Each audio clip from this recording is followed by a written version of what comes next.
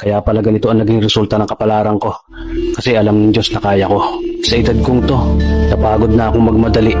Kaya lahat ng ginagawa ko ngayon, ini-enjoy ko na lang. Siguro sa dami na rin ng aking pinagdaanan, napagtanto ko na ang buhay ay mas malawak at mas mahiwaga pa sa mga problemang dumarating sa buhay natin.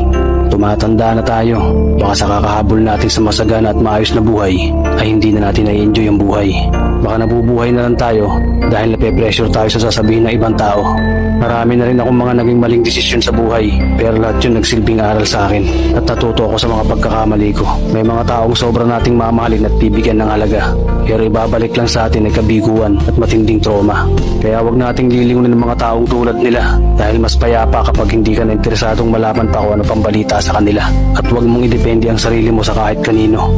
Tandaan mo, kahit sarili mong anino, iiwan ka din nito kapag madilim na ang paligid mo. Kailangan natin matutunan na huwag ikumpara ang sarili natin sa iba dahil hindi natin laban ang laban nila.